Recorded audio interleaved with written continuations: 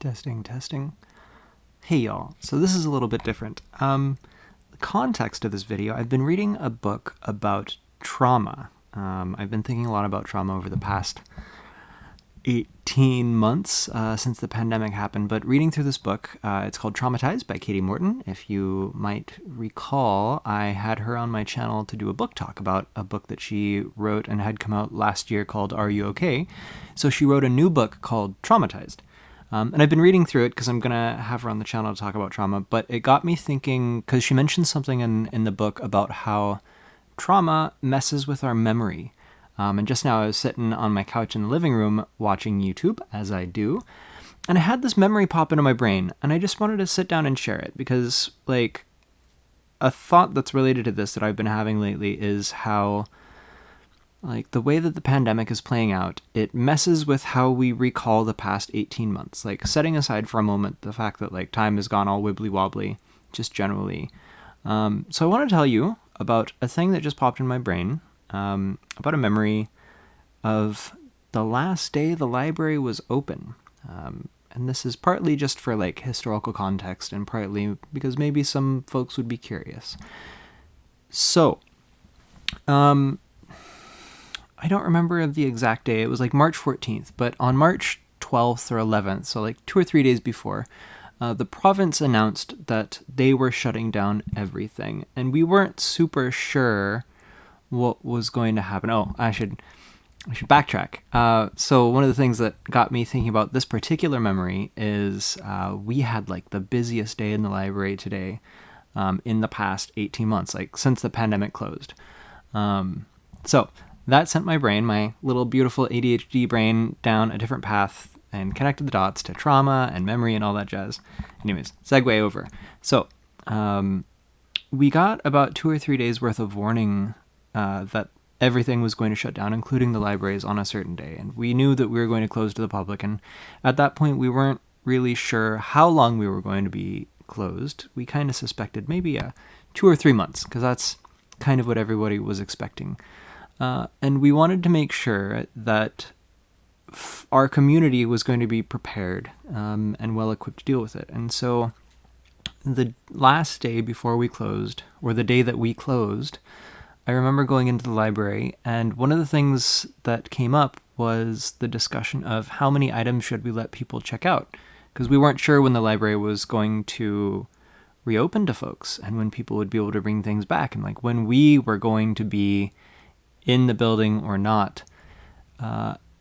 And like, important context, the library system I work at has a pretty flexible limit, I guess you could say. We've always played fast and loose with the number of books that we would let people take out. Before the pandemic, it was like 25.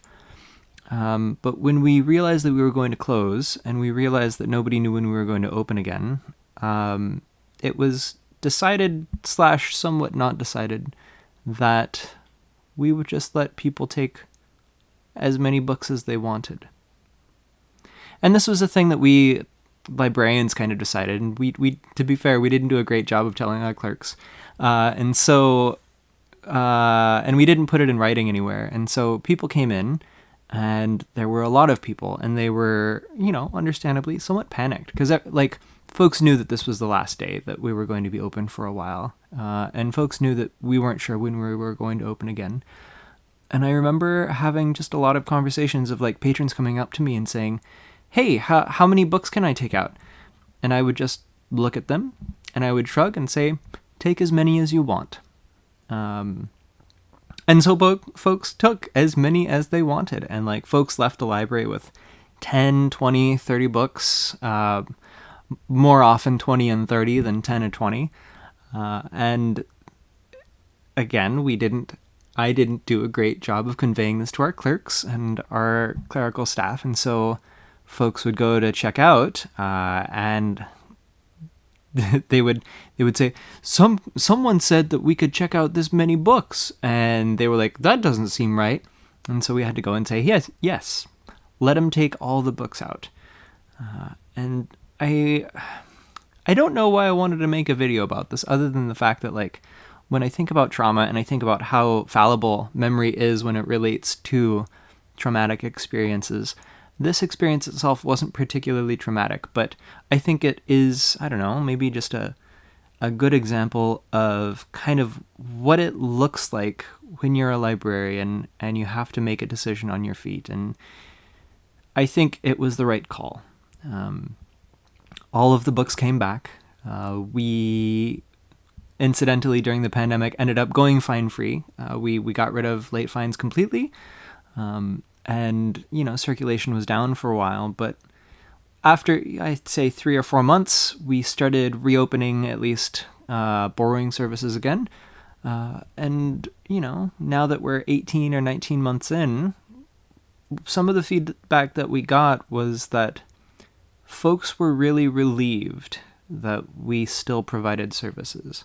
And that was something that we struggled with. Like, I was laid off for a month and a half. I was unemployed, and I was not working for longer than that. And not but by the grace of my union did I collect pay for at least part of the time that I was not working. But as grim as the time was, and it was not a great time for me, even when we got called back, things were very hectic and very uncertain and very scary. I got a lot of comfort, and I still get a lot of comfort thinking about the fact that people went out of their way to say, hey, we appreciate you and we see you, and we are glad that you were able to provide us service in this time. Like, we were so glad that we were able to take literal armfuls of books home to our kids and give them something to do when we didn't know what the future held. And yeah, so I guess I just wanted to sit down or lie down, as the case may be, here on my bed and share this little story with you and encourage you to think about, what the past 17, 18, 19 months have been like for you. And if you haven't, try and put some of those thoughts down, either in a video, write them down, record your voice. I think that, I don't want to say that we're near the end of anything, because I don't know if we are. But I think that it's worth having some kind of reminder of how things were, because as we get further along, it gives us a sense of how much progress we've made and where we are now versus where we were then. I'm going to stop now. I can tell I'm getting rambly, but I wanted to share that with you all. So until next time, stay safe, stay kind. I love you, and I'll talk to you later.